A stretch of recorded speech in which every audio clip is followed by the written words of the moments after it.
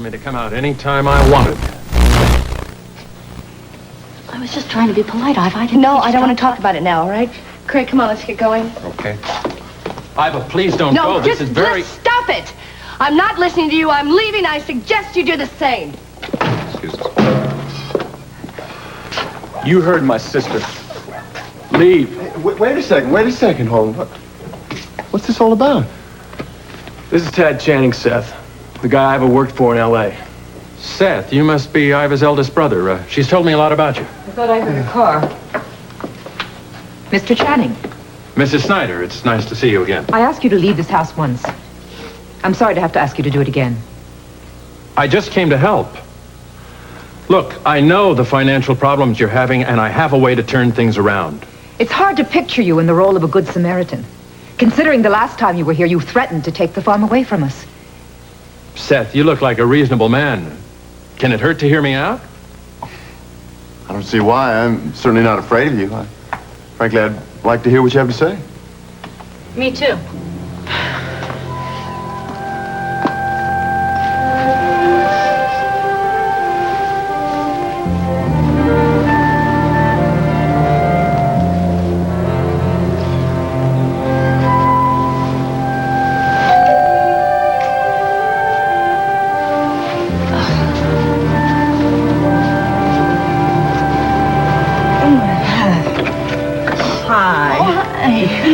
I brought potluck over to cheer you up. I didn't think I could do it alone. Oh, Pitch, what's to cheer, Harriet? My wedding turned into a three-ring circus. It's par for the course. Did Tom speak to Duncan McKechnie about giving you your freedom? Yes, and Duncan's going to find a lawyer to give me an annulment. Well, that's wonderful. Then you and Brian can get married as soon as it goes through. See, it's all out in the open now. And Brian still loves you. Where is Brian, by the way? Well, I'm not sure. I gave him a little shock today. You mean another one? I told him about Barbara.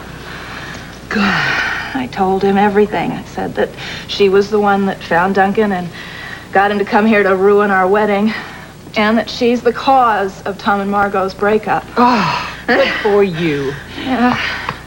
Did he believe you? Well, I'm not sure. He just sort of stared at me for a minute, and then he ran out of the chapel. I don't know what he was thinking, or what he was planning to do.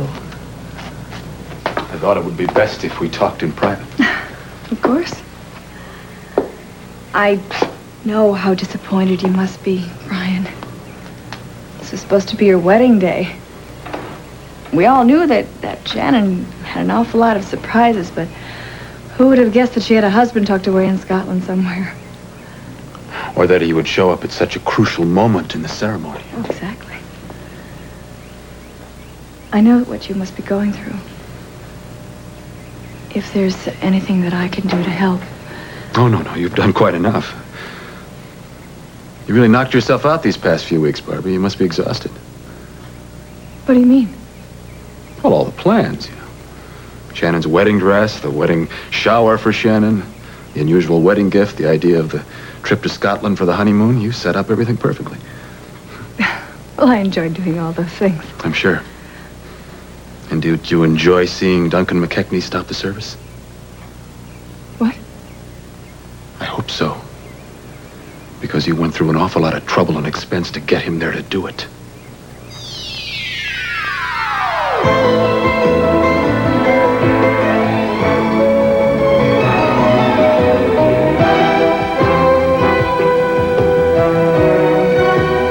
As the world turns. This portion brought to you today by Rich Delicious Mountain-Grown Folgers Crystals and by Ivory Liquid. Your hands can feel soft, smooth, doing dishes the Ivory way.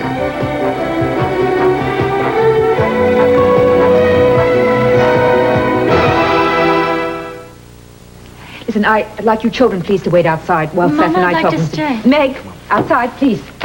Come. Oh, why don't you let Holden stay? All right. I'd like to, Mom. Mr. Channing, before you say what you have to say, I think it's only fair that my son be aware of the kind of man that he's dealing with, don't you? Mrs. Snyder, I don't know what Iva has told you, but... Seth, I didn't want you to have to know this. But this man and Iva were lovers for 5 years while she was working for him in California.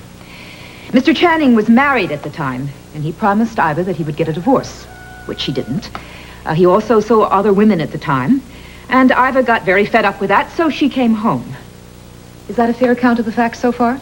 Those are the facts, but things have changed. Yes, they have. Since that time, Mr. Channing did get a divorce, and he came back here and he asked Iva to marry him. She refused him. This upset him very much, so he decided to stay here and get even with her. Now, wait a minute. I know that you are trying to take work away from Iva's boss because you think that she's having an affair with him. Well, you're wrong. And let me tell you something else, Mr. Channing.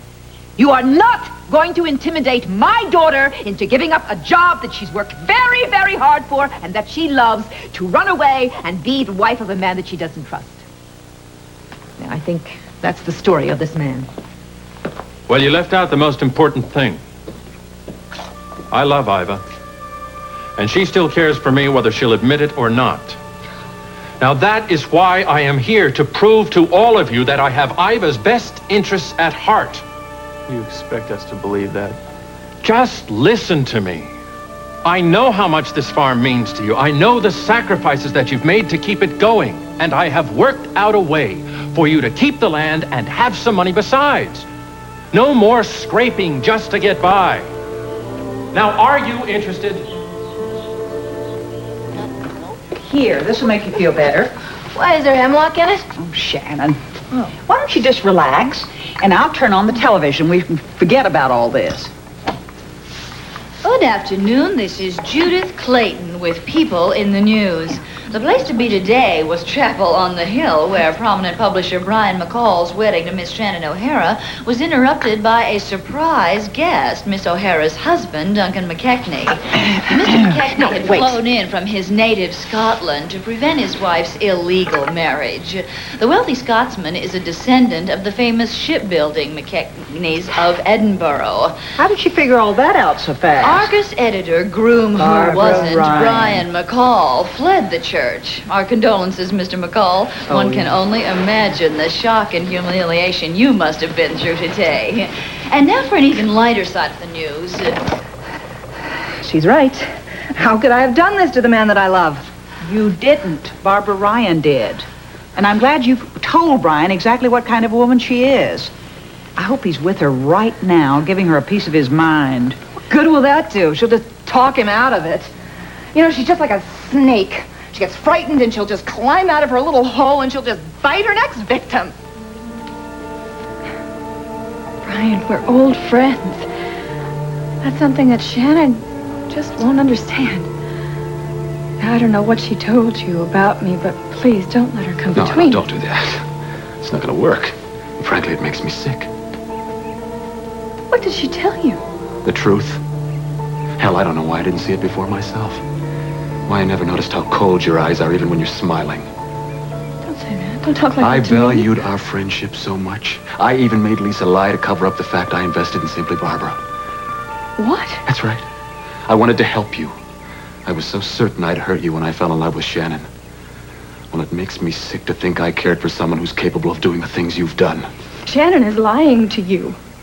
What did she accuse me of? The list is endless. For one thing, you hired someone to break into the files of a private detective named Nolan. No, that's crazy. Why would I do something like that? Nolan was trying to find Duncan McKechnie for Shannon so she could get an annulment, but apparently you found him first and made sure he got to the ceremony in time. Shannon is making that up, And then there Brian. was the list of that little suggestion of the trip to Scotland for the honeymoon. Perhaps you thought that maybe we'd run into McKechnie there in case you couldn't get him in time to destroy the wedding, huh? How could you think I could do that to you? It's not half of what you've done to Tom and Margot. That's right. I know all about that, too. And don't try to deny it because the guilt is written all over your pretty little face. I can't take any more of this. You know, I have tried to be a friend to Shannon, and I can't... Cut the act, Barbara, because it's lost its effect. Shannon is the most gentle, kind, understanding woman I've ever met. How can you be so stupid? You should be grateful that I stopped the that the wedding was stopped before you made the greatest mistake of your life. So it's true. I don't have another thing to say to you, Brian. Go on, go back to Shannon and her little life. Go on. He'll come back to me someday, crawling, begging for forgiveness. That'll be a cold day in hell. Goodbye, Barbara.